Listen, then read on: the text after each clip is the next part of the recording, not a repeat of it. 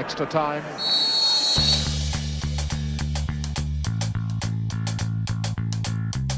Hello and welcome back to the Extra Time podcast. It's me, Patrick van Straaten, your host, and today I'm joined by Joe Thomlinson. Hello, Joe. How are you? Yes, back in the podcast game. I'm excited to be here, mate. I had a very nice weekend. I had my parents down. Oh, so nice. I took them to Richmond Park, saw a few deer, then took them out for a nice meal in the evening. So I'm feeling quite happy, quite positive. The sun's out in London. How are you feeling today?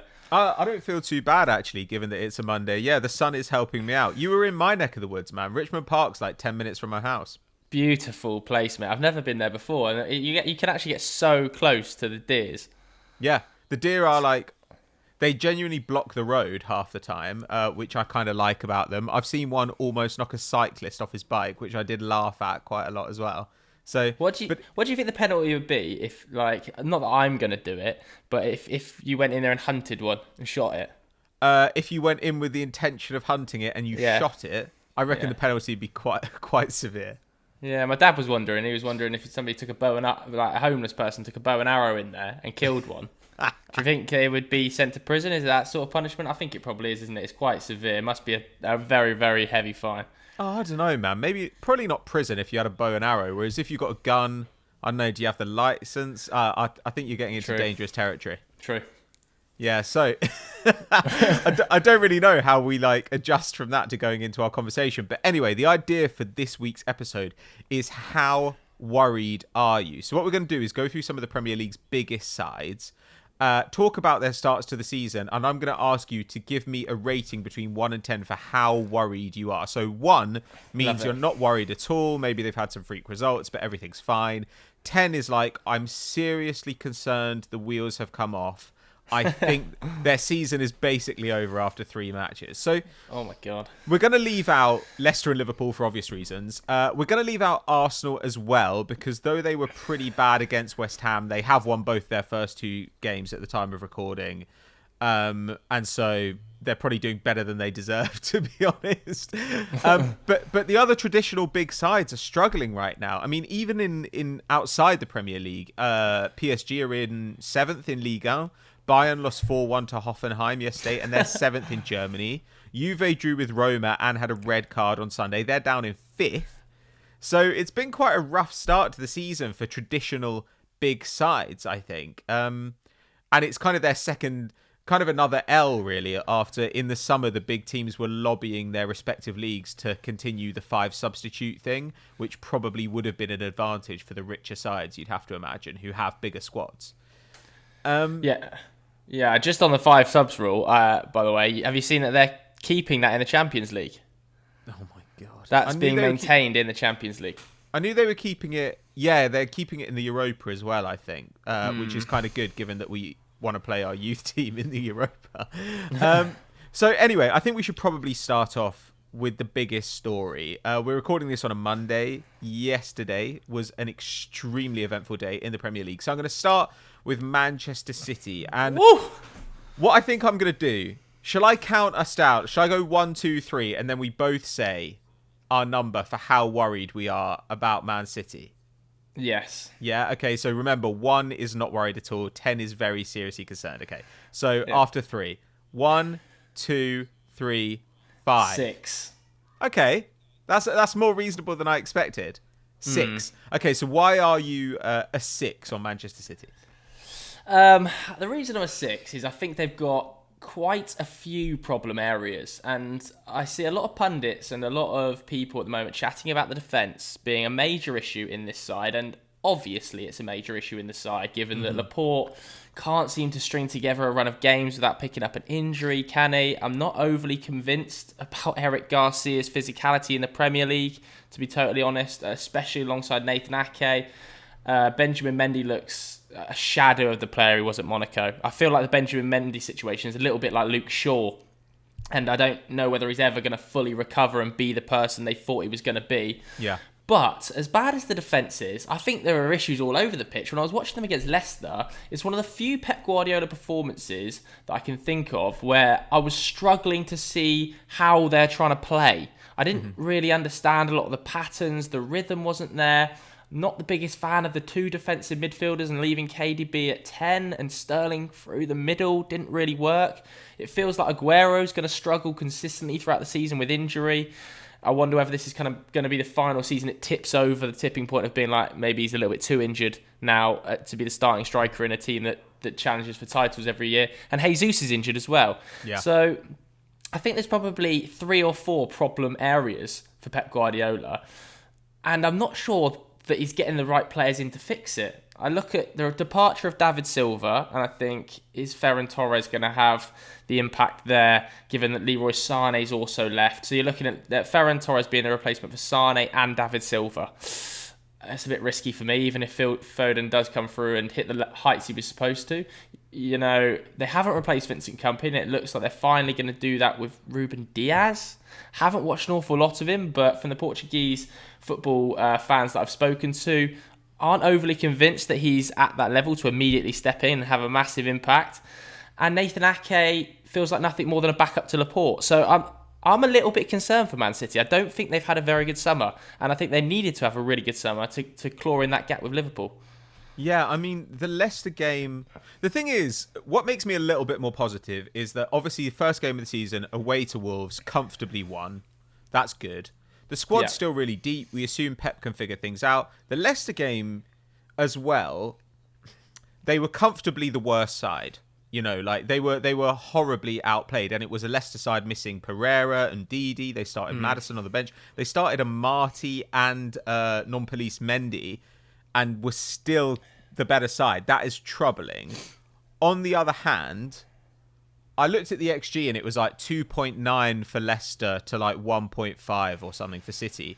But I do think that they're kind of a unique proposition there, Leicester. So 2.3 of that 2.9 XG they conceded was from 3 penalties, right?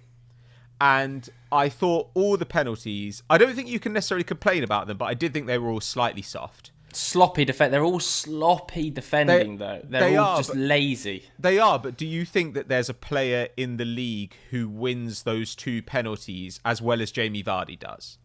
Probably not, but then he is amazing at winning penalties. Then I look at the third penalty, and I look at sort of Benjamin Mendy's positioning and allowing Maddison to come on the inside of him like that, and I think, do I see Andy Robertson doing that? Probably not. No. And although I know you said that it was a comfortable win in the end against Wolves, but there were patches of that game where Wolves missed some absolute sitters. Jimenez and Podence in that game in particular could have had a hat-trick. First half, it was all City.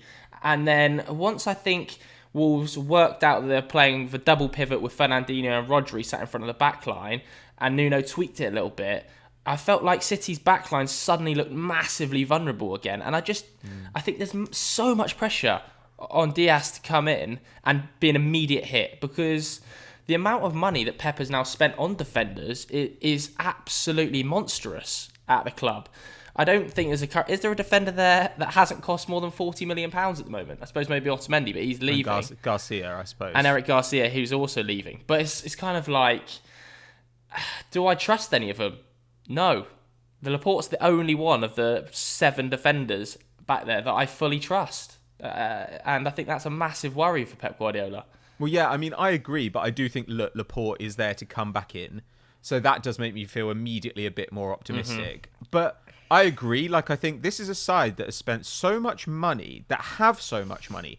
Why is the squad still so patchy in these areas? Like, after the game, I saw people saying, you know, look, these are our backup centre-backs playing, but, like, you shouldn't go into a season with a guy who you might be about to sell to Barcelona and a guy who just got relegated with Bournemouth and saying, well, you know, like, we don't expect them to be good. You're the ones who said that they were going to get minutes. Like, if you don't think that Nathan Ake is good enough to play for you in the Premier League, you shouldn't have signed him. And they paid over £40 million for him. It's just absolutely insane. And they're playing 35-year-old Fernandinho in front of him in midfield. I just do not understand it at all, because like there are other clubs who've got way less money who are not in this position, where if one player goes down, suddenly they've got absolutely nothing. Like, they're incredibly thin. It's just, it seems to me so insane that they've allowed it to get to that point. And it's more than one summer of letting it go that way, right? You know, like last year, they had basically 2 central midfielders, like Gundogan and Rodri. Do you know what as well? Like, I just do want to caveat though that like I presume it's the same for you. Your 5 rating out of 10, and my 6 is contextualized to Man City. It's like for them. It's not that obviously they're still one of the best teams in the league. They're probably going to finish in the top 2, but I still think that the summer has been questionable and there's been some poor decision making at the top level. I think the Leroy Sané sale has just kind of slipped under the net. It's like 50 million euros did they get from him in the end, or 40 million euros? One of the most exciting young talents in the world, given that he was allowed to run his contract down. And I kind of look at that and think, bloody hell, who have they replaced him with? If Sterling's now going to have to play as a number 9, I don't really understand the thinking, and there's no joined up plan, which is very un-Manchester City like in that forward area, I think. Yeah, agreed. And I mean, I'd say though that yes, I agree that this is obviously like kind of calibrated to how good Man City are. But there's one thing which makes me a little bit... I probably would have been at a 4 if it weren't for this one other thing, which is that Adam Crafton, who writes for The Athletic, kind of retweeted like an article he wrote after the Champions League exit to Lyon, where club insiders revealed that the squad was kind of puzzled and a little bit annoyed by Pep's decision to drop the 4-3-3 they played pretty much all of last season and to essentially customise themselves to match up against a team which had finished 7th in Ligue 1. And at the time, his sources said there is some like discord in the dressing room, and if they're not careful, things could fall apart in dramatic fashion. Now, I don't think we're there yet, but I think that when you've got a team as accustomed to success as they are, and who have been told all along they have the best manager in the world, that they can have total faith in him, that they are never really going to lose because of like their manager not being good enough, only because of individual performances. If they do start losing because of managerial issues, maybe it does start to shake their confidence. That's the only thing. Yeah, look, I still back them to finish in the top 2. I really do. I think that they've got probably the best manager in the league alongside Jurgen Klopp, and they have probably got the second best squad. But that squad, I agree with you, is patchy, and I don't think the summer has been a positive. I think it's been a bit of a negative summer. I don't think that they even got their number 1 centre-back target in the end in Kalidou Koulibaly.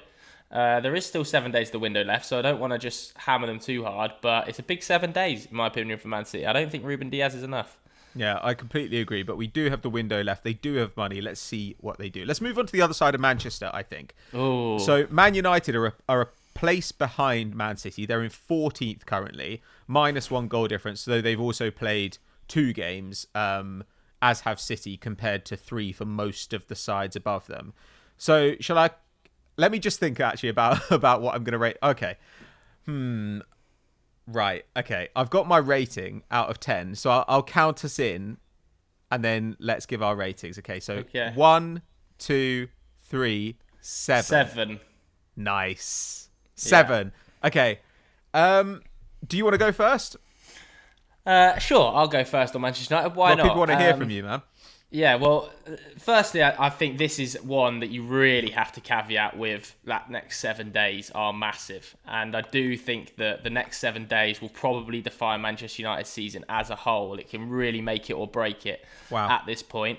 But I think Manchester United have had an absolutely horrific summer transfer window. One of the worst I can remember in recent times. And it's not just in terms of ins either. I actually think Donny van de Beek is a very good signing for Manchester United. What I don't think we've done well is sell. I can probably point to 7 names on the Manchester United squad list that should no longer be at the club, or we've attempted to move on and have failed. You know, Chris Smalling, Phil Jones, Romero, Andreas Pereira, Jesse Lingard, Diogo Dalot's in there as well as a potential sale. And we've shifted none of them so far. It looks like Andreas Pereira might be about to leave the club with an option to buy to Lazio for about 20 million euros, which would be an interesting one for him. However, not only have we not sold well, we have not bought well. Donny van de Beek is an interesting player, and I think one that definitely adds depth to the midfield and a problem position for Manchester United, because Bruno was literally having to play every second of every game for Manchester United because the drop-off to Andreas Pereira or Jesse Lingard when they came in was so monumental.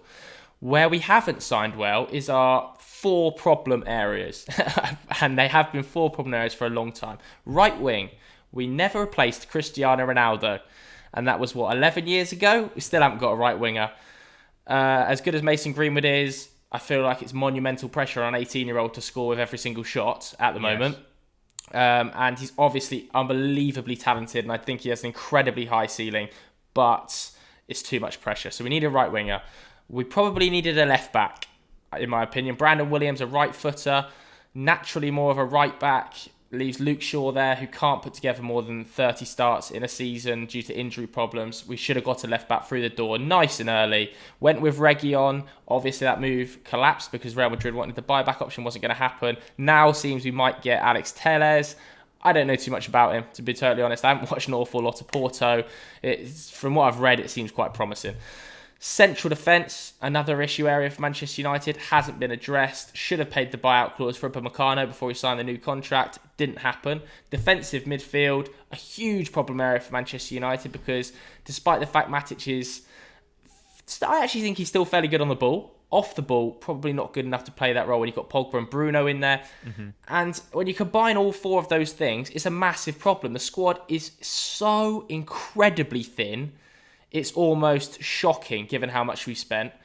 So I have real big worries. I don't have so much worries in terms of our opening 3 or 4 performances. I actually really think that's a lot to do with rustiness within Manchester United. I really think that once we get to sort of October time and we're 5 or 6 games into the season, you'll see United starting to put together better patterns of play because, Pogba's coming back. Pogba only got over coronavirus last week. Bruno didn't have a pre-season and we got him back the week before that. Wan-Bissaka only left quarantine last week. So I think when United actually start to get players together and refining a bit of form, then we'll be okay. But there is big issues with the transfer policy. There's big issues with the squad. And if the next 7 days aren't positive, with at least 2 players coming through the door, I don't think United will finish in the top 4, which is a massive worry. I pretty much agree with everything you said, though I do think that these 2 performances are big enough problems that it's something to keep an eye on, I'll say. Yeah, I would agree. So United have 3 points. They should probably have none. Yes. They were inferior to Palace at home. They're inferior to Brighton away. Now, I think Brighton are probably better than we thought because they were also very good against Chelsea. We'll come on to that. I think Palace are actually probably better than we thought, given that I certainly thought of them as definite relegation candidates. On the other hand, the potential upside with Palace was they've got Eze coming in. They've brought in Batshuayi on loan. They're looking at Saeed Benrahma. Well, none of those guys were starting in this game, and yet they were kind of comfortably superior away at Old Trafford. And this is the thing. United's attack got a lot of credit in the back half of last season, and you and some other people pointed out, look, it was starting to go a bit stale before the results dropped off. And obviously, reliant on Mason Greenwood, that's a bad position to be in, as talented as he is. He's 18. And really, he's probably a striker, not a right winger. And Bruno Fernandes can't score or assist in every single game he plays for the rest of his United career because that's ridiculous. Not even De Bruyne does that. Their success last season was built on the fact that they had a solid defence. Like, people don't like to hear that, but I think they conceded, 3 goals more than Liverpool? Like, the defence was solid all season and then conceded 14 shots to Palace, conceded 18 shots to Brighton. Now, it's entirely possible, you're right, that this is just early season rust and it will fall away. But I do think that if the defence is suddenly much, much worse than it was last year, the attack is going to have to be way, way better than it was last year to get them to the same position in the table. And that's what concerns me. Because then I think if you're not getting a Sancho type in, I find it hard to see where your edge is coming over the other teams competing for Champions League football. Yeah, it's an interesting one because I think defensively, look, there's plenty of caveats around the Crystal Palace game, isn't there? We're playing Timothy Fosu-Mensah at right back instead of Aaron Wan-Bissaka. It's a massive disparity in terms of defensive quality. You're not playing Nemanja Matic and they've got Scott McTominay sat in the hole, which, although at Football Daily, we don't think of Matic as a sort of superstar, he's probably a step up in that defensive midfield role over Scott McTominay. So there are little caveats to be had around there, but I totally agree. We're shipping too many shots, the defence looks shaky, and I would be surprised to see Victor Lindelof be the starting centre-back by the end of the season. Interesting. He's had 4 years now at Manchester United, and he has had positive moments and positive runs of sort of 10 weeks, maybe 8 weeks. But overall, when you look at his contribution in its entirety, I think it hasn't quite worked out. And I'm not too sure it works alongside Maguire, because neither of them are athletic enough to cover for the other's deficiency. I think if you've got Harry Maguire in there, who, yeah, he gets hammered, but if we're being honest with ourselves, he is very good on the ball. He's extremely consistent, played every minute of every game last season for Manchester United in that defence that conceded just 36 goals, and is a leader. He's the captain of the club. So you're not going to disperse it. He's not going to be moved out of that club, or that starting spot, sorry. Lindelof, if he could be transferred out, and this is what's so frustrating about Eric Bailly, really, because Eric Bailly has the attributes to be that other starting centre-back. He's athletic, he's much, much quicker than Harry Maguire, fairly good on the ball, really good in the air, probably better than Harry Maguire in the air. That's something Victor Lindelof struggles with massively at Manchester United. But he can't put together more than 10 games without getting a serious injury. And you've got to start to think to yourself, if he can't do it, Lindelof can't do it, do we trust Axel Tuanzebe to do it? I'm afraid Axel Tuanzebe looks like he might have similar sort of problems to Eric Bailly in the injury department. Very, very injury prone. So United might want to dip into the market. It's not going to be this summer. I don't think United are going to dip into the market for a centre-back this summer. We've got 8 centre-backs on the books. They have to be sold before United sign central defensive talent. And I think what you'll see is United not go for a centre-back this summer and go balls to the wall for Upamecano next summer. I think the club realised they made a bit of a mistake missing out on the buyout clause earlier in the summer. There's plenty of very reliable reporters in the Telegraph, I think James Ducker talking about it, that he's one of the top players on Ole Gunnar Solskjaer's wish list, and it's not going to happen this summer. So I think that's unrealistic. Sadly, I think a defensive midfielder is probably unrealistic at this stage. This morning there's links with N'Golo Kante. I don't see that happening. Doesn't really fit as part of Ole Gunnar Solskjaer or the club's new vision in terms of transfers. So I think you'll see a left back and a right winger come in the next 7 days, and whoever those players are could end up defining the season, because there's going to be a lot of pressure on Alex Telles going forward, especially because it's one of United's weakest areas. The lack of attacking endeavour from our fullbacks is a massive problem, because the opposition know it's happening, know that Wan-Bissaka can't cross the halfway line, and Luke Shaw can't cross it either, so just funnel us centrally. And then all they have to do is stick 4 men on Bruno, and we're in massive trouble. So I think we need some attacking endeavour from the fullback area. And if Telles is the guy to do that, then fair enough. And we need Jadon Sancho on the right wing. If United get Jadon Sancho, Pato, do you think that could really propel and change the sort of season structure for them? Oh, yeah, definitely. If you got Jadon Sancho, obviously it depends what's going on with the defence. Yeah. Because you can have an elite attacker, and if your defence is terrible, you're going nowhere. Like we saw this with Spurs last season, we saw this with Arsenal, because the defence was so bad. So it really is going to require them to get that defence together. But Sancho is the sort of elite player who means that United would just remain relevant for the next 10 years, regardless of what else is going on, because he's that good. But you then have an extremely young and very talented frontline. Rashford is now, I think, one of the best all-round left wingers in the league. Martial is not... I would like him to look more like a striker than he does. I'd like him to get some more shots, but his link-up play is very good. He can obviously exchange with Rashford as well. Greenwood, every time I watch him, and to be honest, I think this is borne out by the stats as well. He just is a striker to me. He's not that much of a dribbler. He's not a creator. But he's not going to lose the ball a lot because he's not going to do stupid, overambitious stuff. And he's a great finisher. He's really two-footed. If you add Sancho to that as well, then that front line is going to be able to compete with the best in the world for years to come. It just remains to be seen what you do around the rest of the squad. Yeah, big 7 days for Manchester United, but I do believe that United are going to do a madness. There's something in me that feels like there's big money to be spent at Manchester United, and they're holding their cards rather close to their chest. But the only possible madness is Sancho, right? Yeah, but it wouldn't surprise me that United get Sancho, Telles, and another but Ooh. I'm not sure who that other would be. I'm a bit surprised Telles is taking as long as it is. It feels like that haggle is a bit pointless over £2 or £3 million with Porto, but nevertheless, I'm trying to give them a bit of time, Man United, because everybody's battering the board, aren't they? And rightly so to a level, but the window's still open. And if United end the summer with Jadon Sancho, Donny van de Beek, Alex Telles, and maybe one more, people suddenly go, actually, that was a pretty decent summer. Yeah, fair point. Well, shall we move on then to another team who have actually had plenty of credit for their summer, but currently are not playing like a side that we kind of expected to compete for potentially the top two. It's Chelsea. They're on 4 points after 3 games. Now, in there, they've got a deserved loss to Liverpool where they went down to 10 men. Not much you can do about that. But a pretty embarrassing draw with West Brom and a very lucky win over Brighton as well. I thought they were the inferior team against Brighton, got outshot. Their goals, it took an absolute wonder strike from James, a penalty, that deflected one from Zuma to give them the win.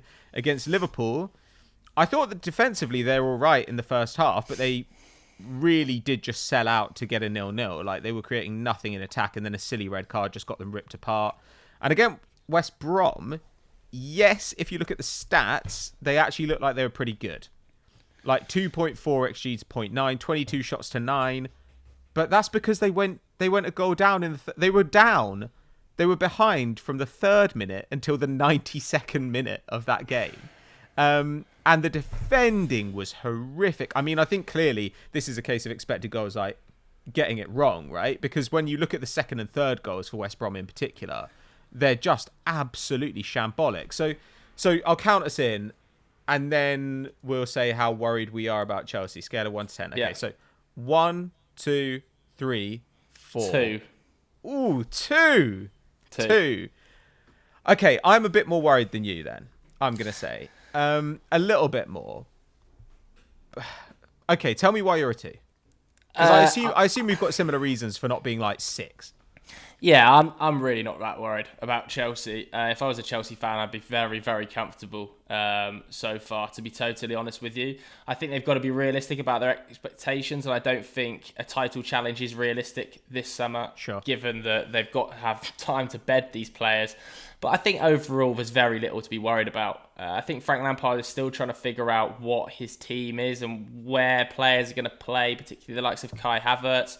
But, still got Ben Chilwell to come in. Thiago Silva will have an impact at the club. I don't think it'll be as big as some people think, and I don't think it'll be as bad as some people think, particularly the likes of George in the WhatsApp group. But I think he'll be fine, and he can be made memes out of, and there'll be plenty done after that West Brom game. But I do think he improves the backline when he plays alongside Kurt Zuma, which I think will probably end up being their starting centre-back pairing, with Ben Chilwell on the left, Reece James on the right. If they get the new goalkeeper performing well, that's another positive.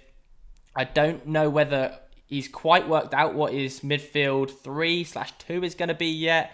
I still think the best option is probably Kovacic and Kante to be sat as a double pivot with Havertz in front of them. Pulisic, who's yet to play and is unfit, on the left. Ziyech, who's yet to play and is unfit, on the right. And then Werner through the middle, who looks razor sharp already, I think. Looks really, really positive. And Tammy having an impact off the bench. So I don't think we've seen the best Chelsea team yet.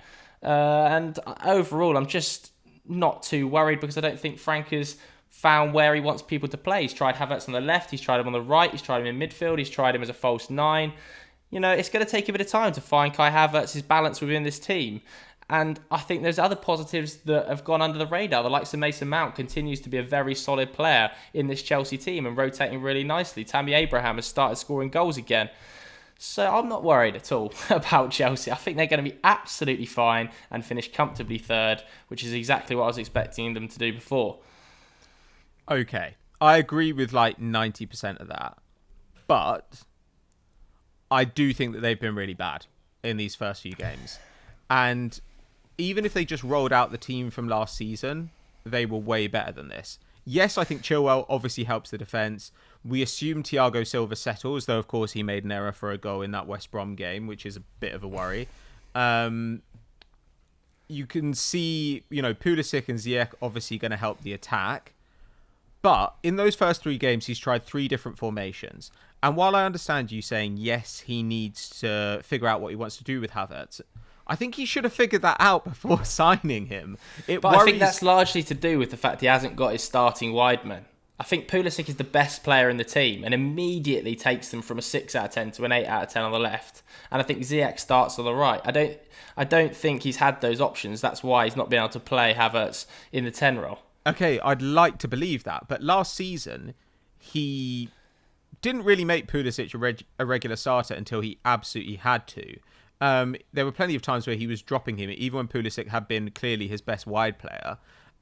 It seems like he's going to try and play Mason Mount whenever he can. Like, I do genuinely think that, like, Frank Lampard's ideal starting 11 might include Mason Mount. Like, I worry that that's the situation. And it's not a worry as in, like, Mason Mount's bad, but it's a worry in that I'm not sure that Lampard knows how best to set up this side and who his best players are. That concerns me a little bit. Chilwell obviously improves things. Mendy probably improves things, though at the moment goalkeeping hasn't really been an issue through the first couple of games of the season. Like, not the Liverpool one. I don't know. I don't know whether I believe that actually, because the Liverpool one's a whiffer, and the Brighton one. I think the Brighton one's a bit of a whiffer. Yeah, but they also didn't concede other big chances that you'd expected them to concede. So I think they're coming out about even. Like, I'm not saying that there aren't shots. There were shots that should have been saved that weren't saved, but there were shots that should have gone in that didn't go in. So, like, overall, over these few games, I think they're about even. I mean, yeah, started like a sort of 4-2-2-2 the first game of the season. Then there was the 4-3-3 against Liverpool with Havertz as a 9. Then that 4-2-3-1 against West Brom, which I think is probably much closer to the right setup. But because they drew that, I wouldn't be surprised if Frank Lampard goes into the next game and changes it again. And my concern is just that, like, he's just going to overthink it. And he did this last season, actually. They were on a run where their performances were really good. When you watch them, they were really dominant. Their stats were really good. But they weren't getting the results. And Frank Lampard went and completely changed the formation. And I thought, my worry is that you aren't actually very good at telling whether something's working or not. That's my concern. However, I agree with you that I think there's literally too much talent in this side for anything to go that wrong. Yeah, I totally agree. I really agree. I think that Frank Lampard could take 10 games to find the right balance, which might well end up happening. And you might see Chelsea sort of 8th in the league after 10 games or 6th in the league after 10 games, not really putting it together. And then suddenly the talent just shines through. Pulisic finds a run of form. Werner finds a run of form. Havertz finds a run of form. Tammy finds a run. One of the 5 or 6 star players they've got in this side just have to find a run and they'll be absolutely fine. Yeah, agreed. I mean, they're the one of all these teams we're talking about, they're the one I'm least concerned about. I'm not necessarily saying they're going to finish above Man City, but I'm least concerned about how their season's going to go relative to expectations. So should we move on to the final team we're going to cover today? Tottenham Hotspur. Okay. Tottenham, I think they're top of these 4 sides right now, right? They're in 7th. They're on 4 points. They obviously had that home loss to Everton to start the season. Away win at Saints, which was a ridiculous game. Home draw with Newcastle in also ridiculous circumstances. I'll count us in, and you can say how worried you are. Let me just have a think where I am on this. Okay. 1, 2, 3, 4. 6. Ooh, 6. Okay, excellent. Right, I'm really excited. Tell me why you're a 6. I'm a 6 majoritarily because Jose Mourinho is managing the club.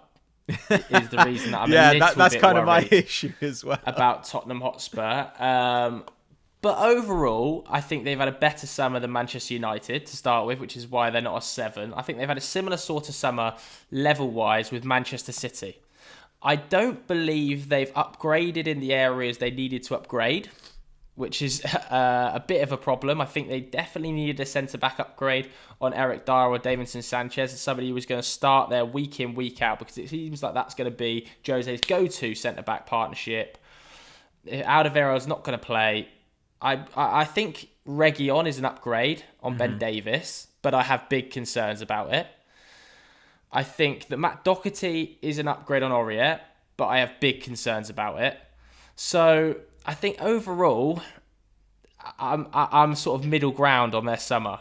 I don't think they've got the best squad, and I don't think they've got a particularly fantastic manager. I think if Harry Kane gets injured again, they're in massive trouble still. I don't think anything's changed there. Son's already pulled his hamstring, game week 3, which concerns me in the long run. And if Harry Kane picks up an injury, where are the goals coming from? Again, okay, Bale might hit the ground and be an absolute blockbuster and might prove me totally wrong. But I think he's a 10 to 15 goal involvement player now, really, for Tottenham Hotspur, given the amount of game time he's going to play. If he does more than 10 to 15 goal involvements, I'd be pretty shocked.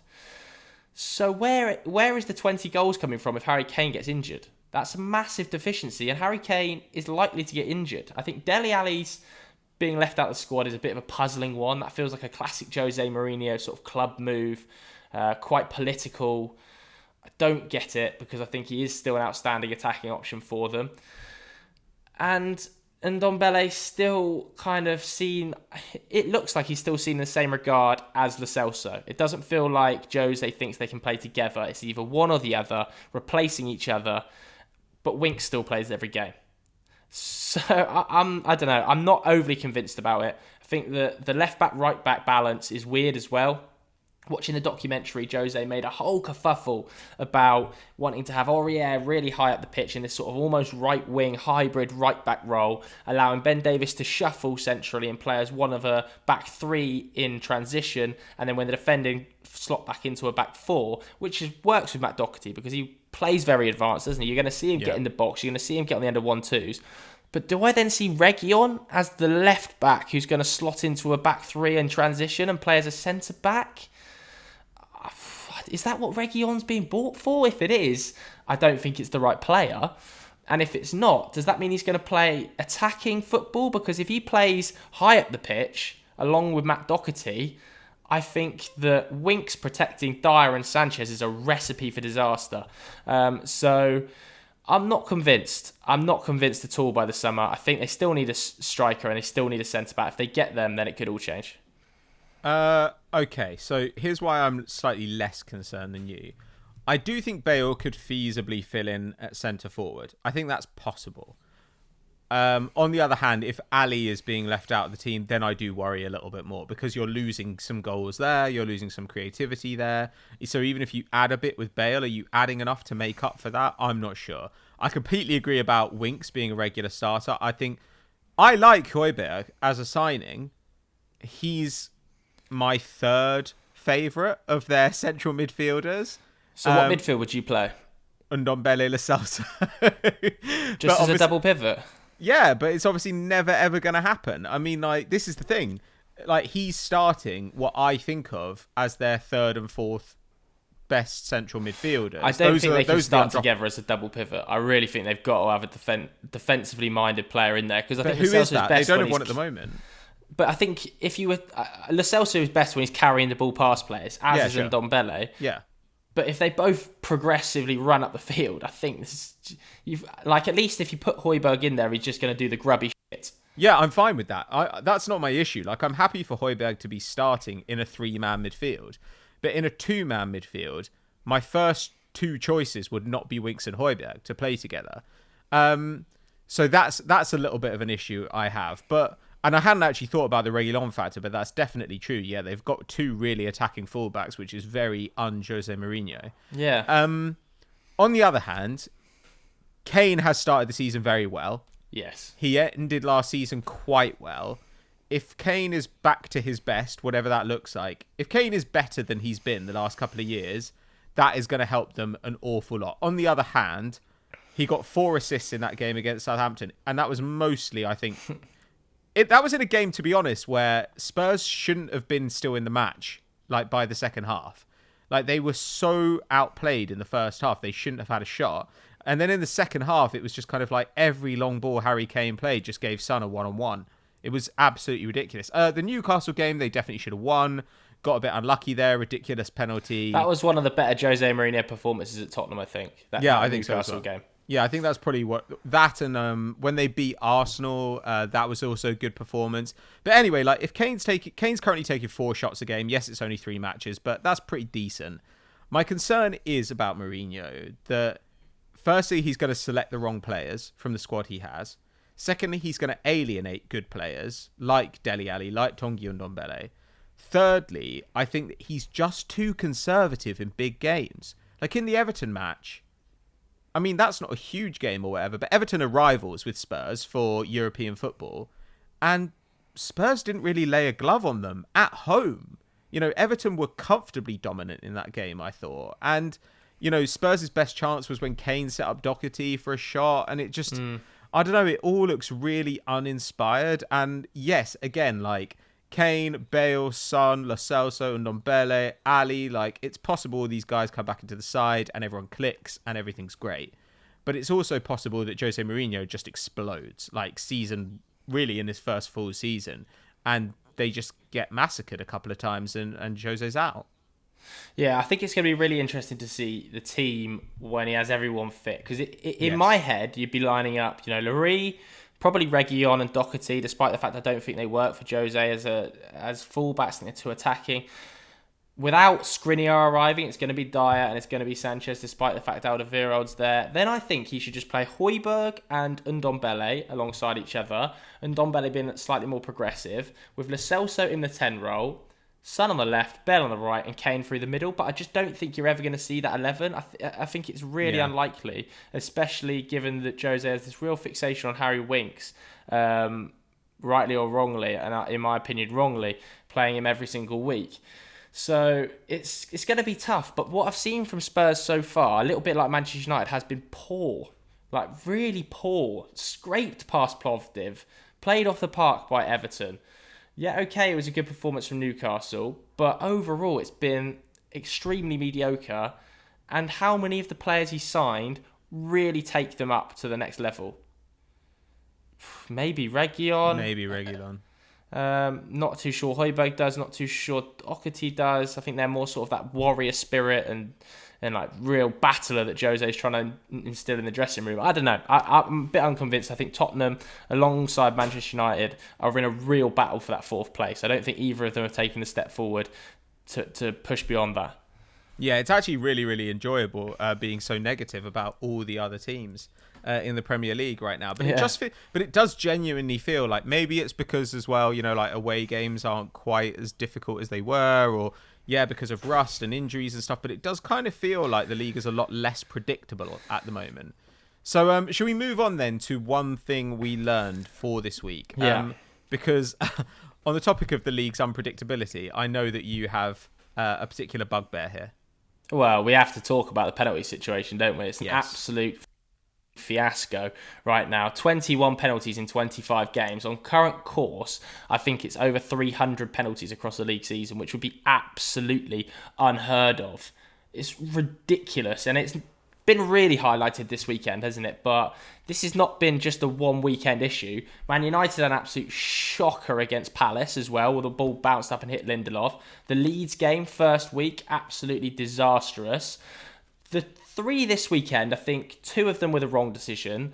I do think, people will say bias, but I do think the Mopé one, his hand is in a ridiculous position. It is effectively blocking the ball above his head. I think that is a penalty. But Joel Ward's is an absolute disaster. Digne's 3 yards away, heading the ball down, and his hand's an inch away from his knee. It doesn't affect it at all. And not only that, Eric Dyer has his back to goal and it hits the back of his arm. It's pathetic. I don't understand how this rule has been interpreted so horrifically badly. Whether it's the Premier League, whether it's IFAB, I'm not too sure. But it has to change, because we cannot go for a full season of anything hitting the arm below the shoulder from a goal-bound shot or in any situation within the box to penalty, because we're going to have penalties coming out of our arse.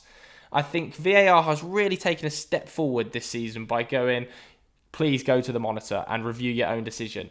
Massive step forward, immediately changes people's perception of VAR, and then suddenly they shoot themselves in the foot with a ridiculous interpretation of the handball rule, being that it hits you below the shoulder, it's a handball, whatever the situation is. It's so backwards that I'm getting frustrated by it, and we're in week 3. I think by week 6, we could have serious revolt on our hands amongst Premier League coaches. You know it's bad when opposition managers... I saw Steve Bruce do 5 press conferences yesterday, and in all 5 he said it's absolutely ridiculous. And he was the one benefiting from it. So I just cannot believe how badly interpreted this rule has been, and the Premier League have got to address it. Yeah, it's this like intersection of like the different handball rule and VAR that just like is a perfect storm. But I was also thinking, was it United's game against Palace where the penalty was retaken? Yeah, where he's an inch off the line. That I watched that. I just laughed when that happened. I genuinely, I could not believe that was made to be retaken. I was like, what's he meant to do? I know, it's absolutely ridiculous. And it wasn't a handball in the first place. And then you get that. They've got to be careful that they don't become sort of picky with incidents on VAR. It can't be used for that. It has to be used to clarify and then overturn. It can't be used to, is he an inch off his goal line? Grow up, come on, it doesn't make a difference. He would have saved it anyway.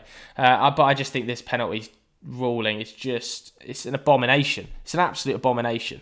Yeah, I completely agree. Like, I think it's all over the place, and I just think they need to change the rule, or they might even need to get VAR out of that somehow. Like, it's just... They've got to change the rule. It has to be a change of the rule. It has to go back to the original one. Okay.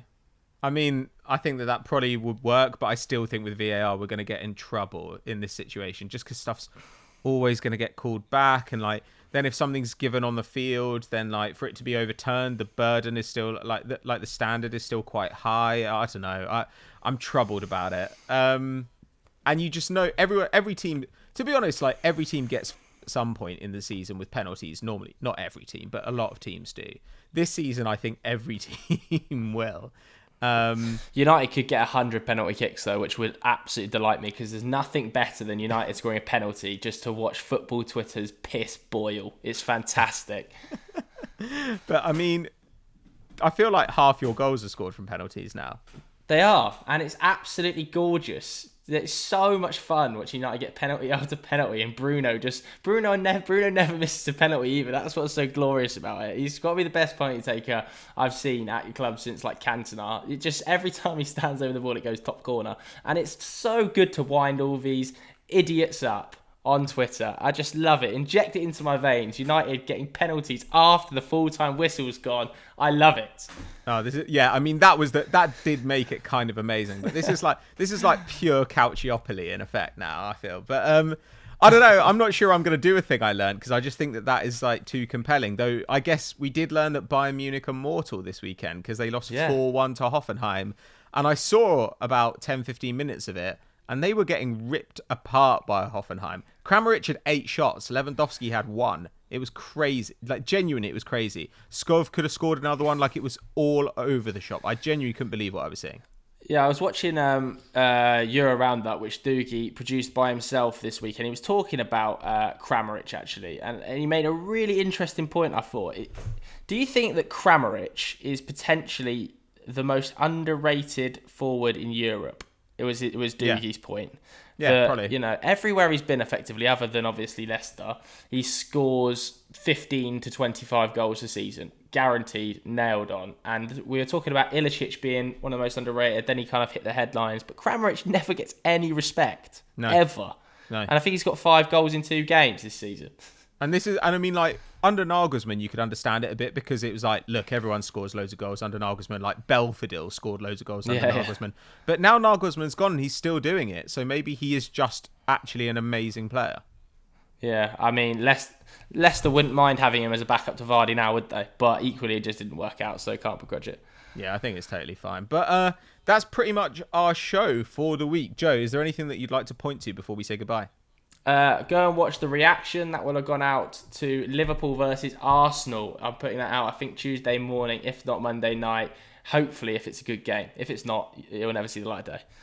Yikes. I mean, I don't think it's going to be fun.